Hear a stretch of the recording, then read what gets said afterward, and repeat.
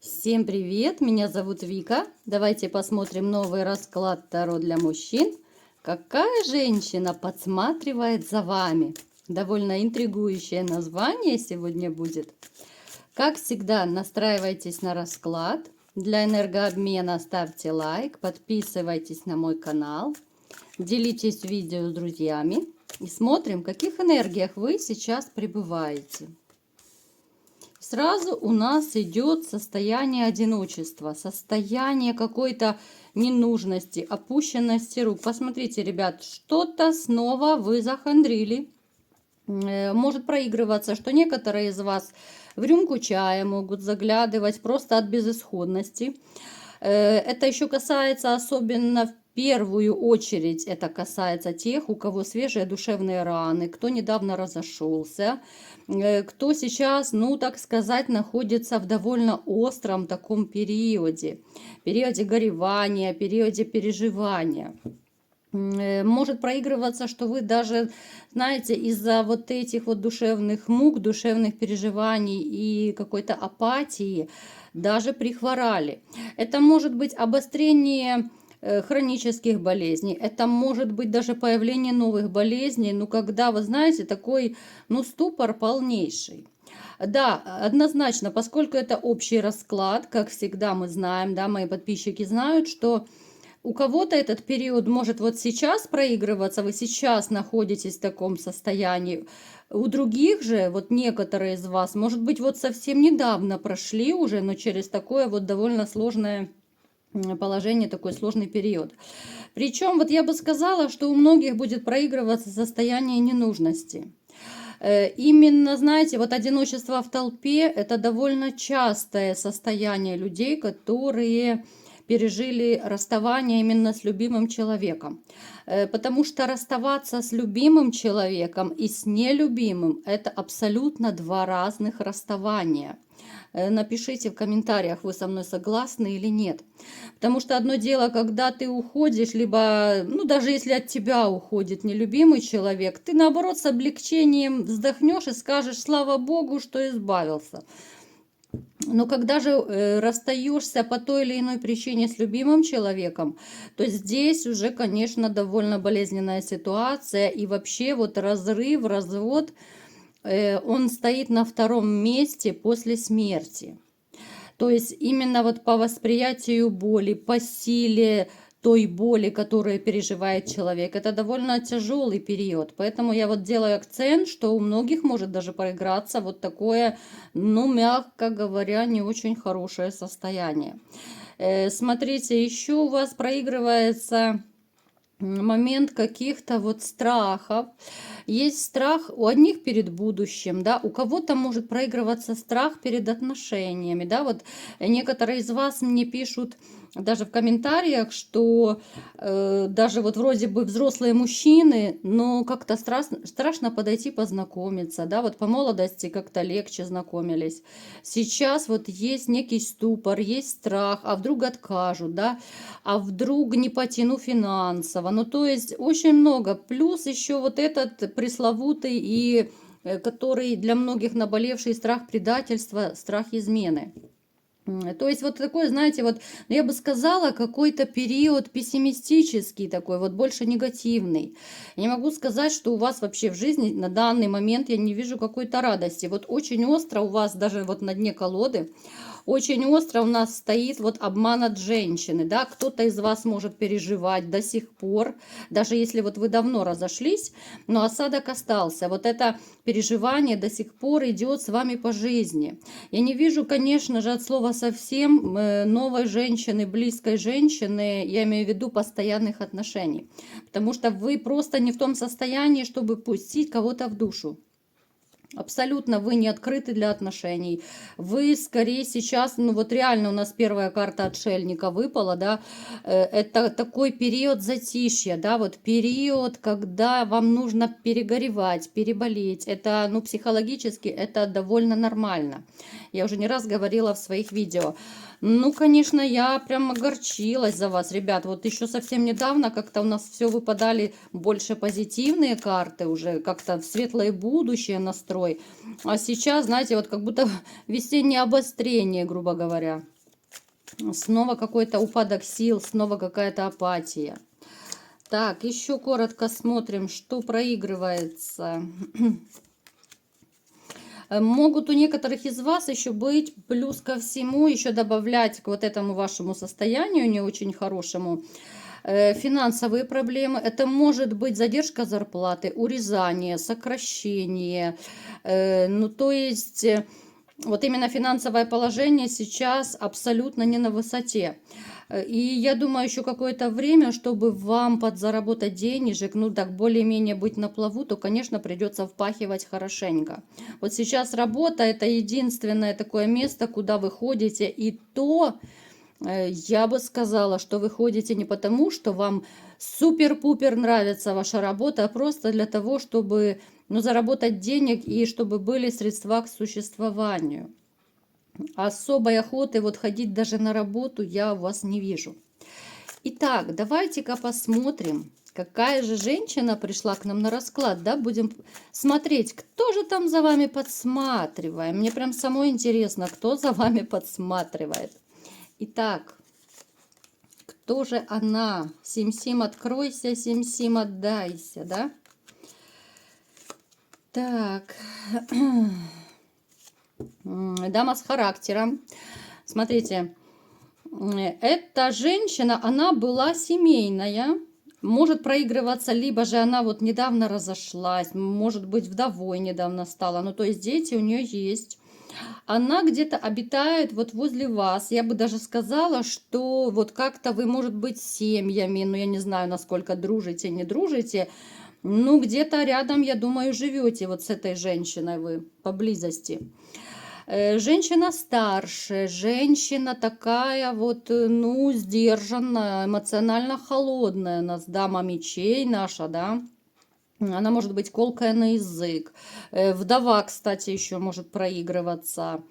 Дама, которая не очень-то уверенная в себе. И вот этот колкий язычок — это ее как бы, ну, защитное такое оружие. Вот она скорее первая нападет, да?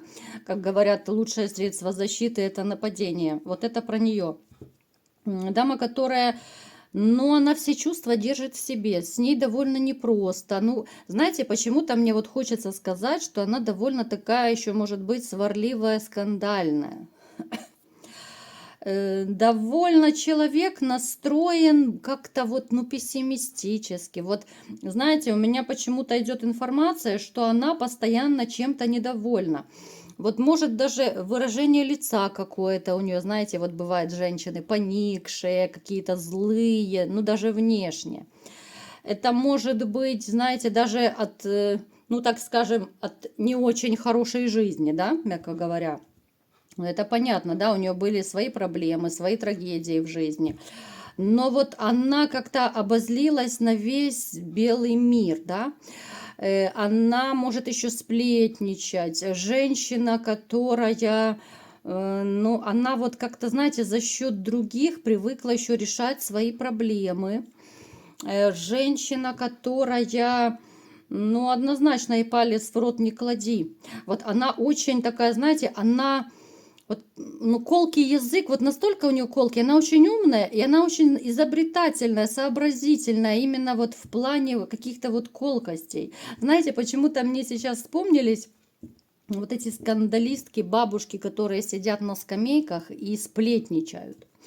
Ну, то есть однозначно это где-то женщина обитает, ну, вокруг вас, так скажем, да, я не знаю, там по соседству в доме, это может быть где-то поблизости на улице, может быть, да. Давайте-ка посмотрим, почему же она все-таки за вами подсматривает, да, что же она хочет.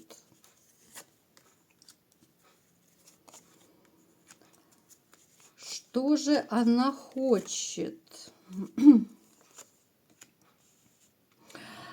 Смотрите, довольно интересно. Я думаю, это будет касаться еще тех, кто, ну, не так давно разошелся особенно. Она как-то знакома еще с вашей бывшей. Вот, то есть она вас знает, да. Я не скажу, что вы с ней прям так общаетесь. Ну, то есть в лицо вы ее можете знать. Но вот так прям вы не общаетесь, нет. Просто где-то поблизости, вот рядом, ну, как бы живете. Она знает вашу бывшую, и вот она за вами следит именно, чтобы докладывать о вашей жизни вот бывшей. Они могут быть приятельницами, это могут быть они коллеги, да, какие-то, я не знаю, там подружки, ну кто угодно. Ну, то есть то, что они знакомы, это однозначно. Причем я вам скажу, что она почему-то вот информацию, которую она ну, приносит о вас, вашей вот бывшей, она почему-то ее приукрашивает. А почему она ее приукрашивает? Почему она приукрашивает? У них есть какая-то, смотрите, у них есть какая-то взаимовыгода, во-первых. Она приукрашивает, во-первых, потому что вы еще симпатичны. Она приукрашивает в том плане, вот она рассказывает, как вам плохо, как вы там чахнете, что у вас никого, ничего нет, да? Даже вот те из вас, кто романы там направо-налево ходит, с кем-то общаются, с женщинами, да, она в любом случае, она приукрашивает, что у вас никого нет, что вы такой весь бедный и несчастный, да. Она это делает для того, чтобы бывшую не злить. Вот они чем-то связаны. Я не могу понять, чем они связаны, да, какая им разница. Она, вот эта дама, которая за вами следит, она еще симпатизирует вам. Я еще раз вам повторяю. Так, чем же они связаны? Да, вот как-то по работе, либо по деньгам, смотрите. Она не хочет ее злить, потому что, смотрите, вот ваша бывшая, когда она узнает, что у вас все хорошо, что как бы вы особо не страдаете, ничего плохого в вашей жизни не происходит, она начинает злиться, беситься и, ну, чуть ли не на других отрывается, да? Вот эта женщина, она специально приукрашивает, она не хочет бывшую вашу бесить, потому что вот как-то они финансово, какой-то, то ли это бартер, да, но чем-то они повязаны. Может быть, даже одолжение денег, там, ну, даже не представляю, чем это повязано, но то ли это работа, то ли финансы. У каждого будет по-своему проигрываться. То есть бывшая ее как-то выручает. Может быть, деньгами, может быть, еще какими-то выгодами. Но они вот именно связаны. Она вашу бывшую почему-то даже побаивается. Почему она ее побаивается? Как-то странно даже. Она не хочет, чтобы, смотрите, вот еще какой момент. Вот эта женщина, которая следит за вами, она, в общем-то, да, я не скажу, что она там безумно влюблена в вас. Но есть некоторая симпатия, и она понимает, она знает вот вашу семейную ситуацию, то, что у вас произошло. Она больше даже на вашей стороне. Понимаете как? Она за вас, она на вашей стороне, но она в то же время не хочет ругаться с бывшей. Она понимает, что если она с ней разругается, да, она не получит от нее вообще ничего. Ту выгоду, которую вот то ли это финансы, то ли это по работе что-то, ну то есть у каждого своя ситуация будет проигрываться. Плюс она понимает, что правота на вашей стороне, да, что вы правы, что все так получилось. Вы не виноваты, да, вот она как бы с одной стороны осуждает бывшую, но она же не может ей сказать, что ты сама виновата, да, та ее отошьет и все. И на этом все ее какие-то приятельские вот эти взаимовыгодные отношения закончатся. Ну, то есть, я не скажу, что здесь какая-то любовь-морковь, нет. Причем еще бывшая, смотрите, она очень не хочет, чтобы вы устроили личную жизнь свою. И она попросила еще вот эту вот вашу соседка, там, либо кто она возле вас обитает, чтобы она следила, смотрела за вами, появилась ли у вас новая любовь, и докладывала. Причем я вам скажу, что вот эта женщина, она даже вот приукрашивает в том плане, что у вас есть женщины, да, вот, ну, по типу, что она видит вас с женщинами. Та бесится, та очень сильно бесится, да. Если она могла поначалу говорить, допустим, что вот вы страдали, то сейчас она говорит, что нет, нет, вы не страдаете. Она, смотрите, настолько запутанная ситуация, что я уже сама запуталась. То есть она она вводит ее в заблуждение, бывшую вашу. Она говорит, то у вас хорошо, то плохо, то у вас есть любовь, то нет. Вот я сейчас вот пытаюсь разобраться, да, потому что то одна информация как-то идет, то другая. У них настолько какие-то непонятные запутанные отношения между собой, что вот эта вот дама, которая за вами следит, она просто ее дурит. Дурит, чтобы не потерять вот эту выгоду, которая их связывает. Вот. Она, причем, я вам скажу, она не заинтересована абсолютно, чтобы сделать вам какую-то гадость, какую-то подлость, вот эта женщина. Нет. Она, да, она там подсматривает, может быть, в окошко за вами, но не более того. Я не скажу, что она ходит по пятам и следит за вами. Нет.